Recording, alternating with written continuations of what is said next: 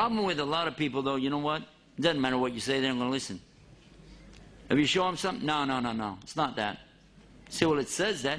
It says red right there, red, R-E-D. Yeah, but you have to read it in the spirit to understand. It means blue. Well, over here it says up, U-P, up. Yes, but brother, you have to have faith. It means down. Okay, whatever. Many miracles come with prophets. This is how Allah gives them the clear identification, so you know you got to follow them. In Surah Ar-Rum, for instance, it begins immediately talking about the Romans had been defeated in the nearest land, which was the Arabian Peninsula. And after this defeat, though, they're going to be victorious within 3 to 9 years.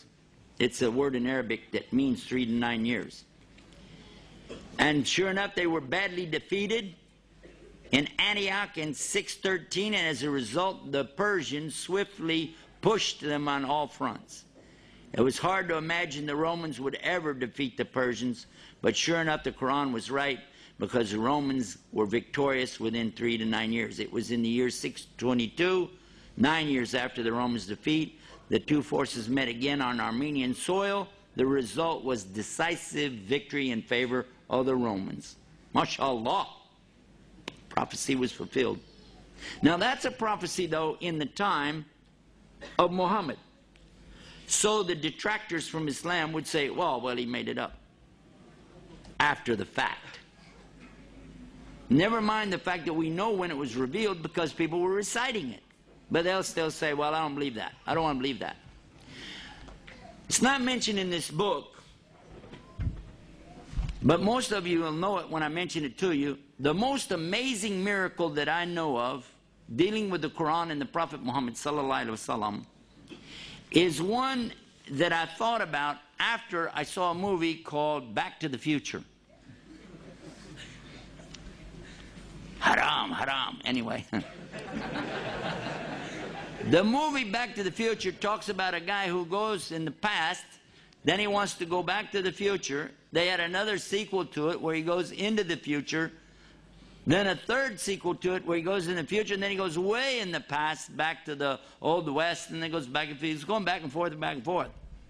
Michael J. Fox was in that. But I thought about this, and then I thought about something.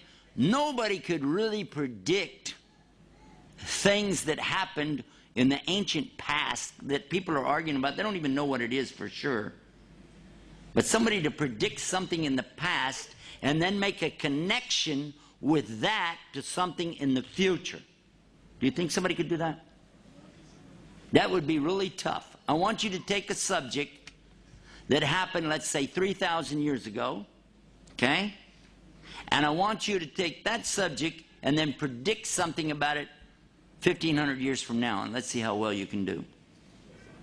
Well, the good news is you won't be here, so nobody could blame you. But the Quran is still here, and we just found out something in the 1970s. An amazing thing. For a long time, centuries, not just the Christians, but even some of the Jews, people have been arguing about Moses, alayhi salam. Did he really even exist, or was he just somebody that they made the story up about? Big-time scholars of the Bible have actually said that this is just a nice story. There really wasn't anybody named Moses. There wasn't anybody named Pharaoh.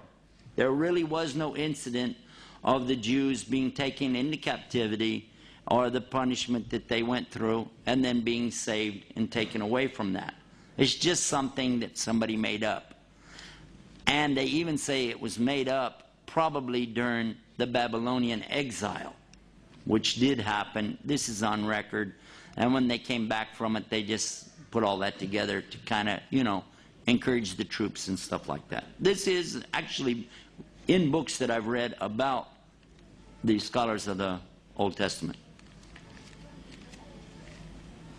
So the Prophet ﷺ only repeats what he hears. The angel Jibril is a representative of Allah and tells him to recite. He recites, and what he hears, he recites, and the people recite the same thing. And we've been doing that mouth to ear and ear to mouth ever since. In the Quran, there's a statement, a strange statement, that was actually discovered by a non-Muslim in the early 70s. He was one of the world's top surgeons and lecturers, scientists from France, Dr. Maurice Bucaille. He was asked to go to Cairo, Egypt, to examine the corpse of a mummy. They wanted to do some forensic work on it to get some information and discover whatever they could from this mummy. He was amazed because he said, we can prove that this person died of drowning. He was asphyxiated, meaning that his lungs filled with water, and he died from this. He said, therefore, I have to conclude from this and the time period, this fits exactly the story of the Bible. This was Pharaoh of the time of Moses. And he was so amazed. He was shocked. But do you know what happened? The people in Cairo, happened to be Muslims, of course, they said, it's no big deal. We already know that. He said, yes, but we've discovered him. And they said, well, we know that too. He said, no, I mean, this is his body. And it's here. And they said, well, we know because it's in the Quran. He said, the what? So he gets introduced to a subject called the Arabic language. He began to study it until he could understand the Arabic well enough to actually translate for himself every single word. Because he wanted to know, what is this book? Because it says in it that Allah is going to punish Pharaoh in a very specific way. That he is going to drown him, but he's going to preserve his body as a sign. And sure enough, he's a sign for all to see today, because that body has been put on tour and taken all around the world to show this Pharaoh. If you haven't seen it, I have. I saw it when it was on exhibition in Chicago. Happened to be up there, went to the museum and saw it.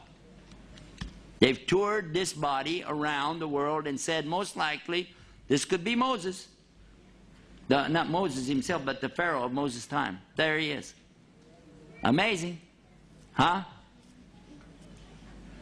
But that's not where it ends. Dr. Bucaille continued his study until he managed to go through the disciplines of geology and geography, astronomy, embryology, and prove without a shadow of a doubt that every single reference in the Quran to science is absolutely, emphatically proven to be correct. It was his book that was first published in the French language that really stood the science people up on their ear. It was translated then into the English language, and it was called in English, the Bible, the Quran, and Science.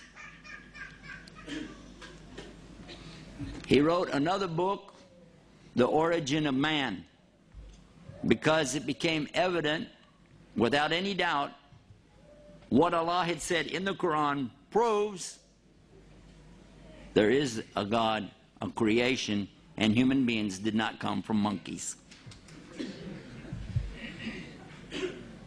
And we believe that as Muslims. Although I still wonder, you know, when I look at my brother-in-law, I can't help but think that, never mind, this is another subject.